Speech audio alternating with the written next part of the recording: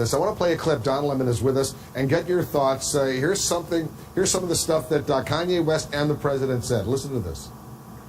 If he don't look good, we don't look good. This is our president. He has to be the freshest, the flyest planes, the best factories, and we have to make our core be empowered. We have to bring jobs into America. I don't answer questions in simple sound bites. You are tasting a fine wine. It has multiple notes to it. The liberal will try to control a black person through the concept of racism because they know that we are very proud, emotional people. So when I said I like Trump to like someone that's liberal, they'll say, oh, but he's racist. You think racism can control me? Oh, that don't stop me. That's an invisible wall. Would you build a trap door that if you mess up and you accidentally something happens, you fall and you end up next to the Unabomber? Let me give this guy a hug right here. I love this guy right here. Yeah, him in. Yes. He did most of the talking in the Oval Office. Don, what did you think? Wolf, listen. I have no animosity for Kanye West. I'm just going to be honest, and I may get in a lot of trouble for it. I actually feel bad for him. What I saw was a minstrel show today. Him in front of all of these white people, mostly white people, embarrassing himself and embarrassing Americans, but mostly African Americans, because every one of them is sitting either at home or with their phones watching this, cringing. I couldn't even watch it. I had to turn the television off because it was so hard to watch.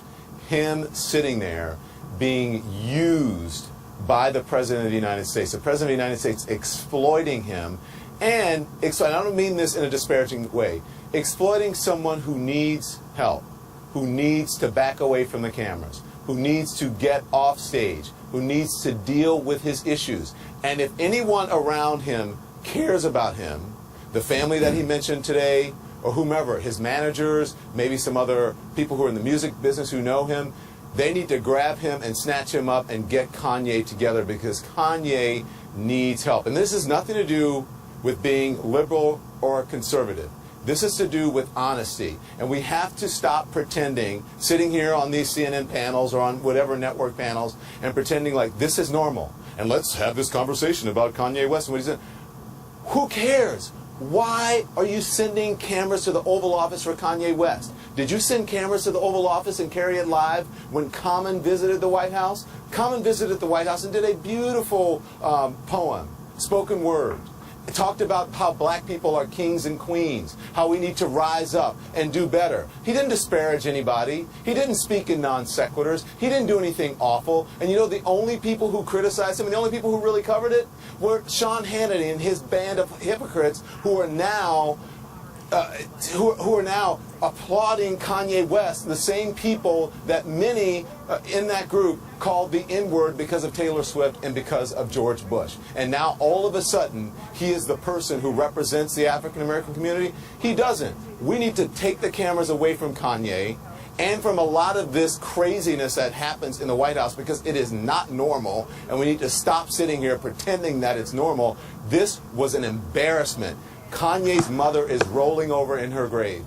I spoke to one of her friends today, or texted with one of her friends today from Chicago, Donda's friends. I used to live there. I know him. She said Donda would be embarrassed by this. She would be terribly disturbed by this. And Kanye has not been the same since his mother died. He kept talking today about, I put the hat on and the hat made me feel strong, and wearing a cape.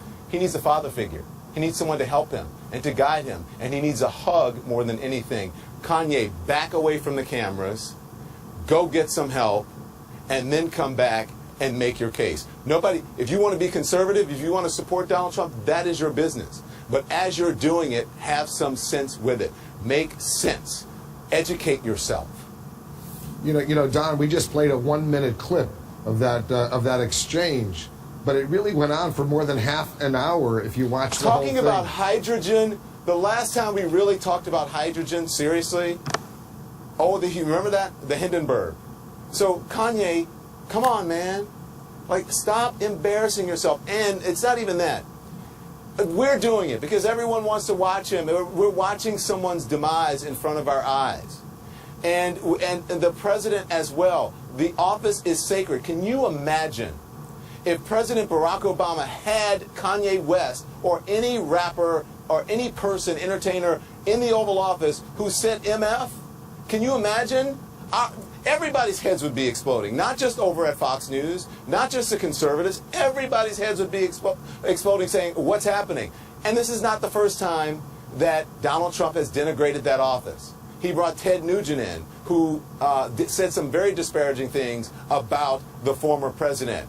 And you Google it, and you'll see. Had him there in the Oval Office. So this is not the first time that he's had someone that denigrates that office, that didn't live up to the respect of that office in there. And today was another example of that. He is disrespecting the Oval Office more than Kanye did because he invited Kanye in and exploited it. All right, David Swerdlick, what do you think? Okay, so I think Don is on to something, Wolf, and I just want to focus on one little piece of what Don said, because there's one data point I just want to drill down on, and that is this. Look, Don said, if Kanye West wants to be conservative, he can be. There is absolutely a robust discussion being had, has been had, will continue to be had in the African American community about political ideology. There is not a monolith in the black community.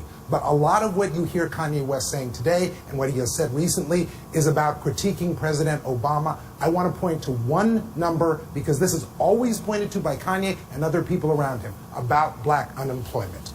The unemployment rate for African Americans went down from 7.8 to 6% under Trump. That's good. Trump should brag about that. But under President Obama, the only African American president, it went from 12.7 to 7.8, almost a 5 percentage point drop. So if there's a discussion to be had about what Republicans or Democrats or African Americans or white politicians are doing for black people, let's have it, but let's not have it on the basis of bogus information. Gloria. Well, I want to add to something that Don said and agree with him about the president using Kanye. He thinks the president thinks he's boosting his popularity with African Americans. We haven't seen that.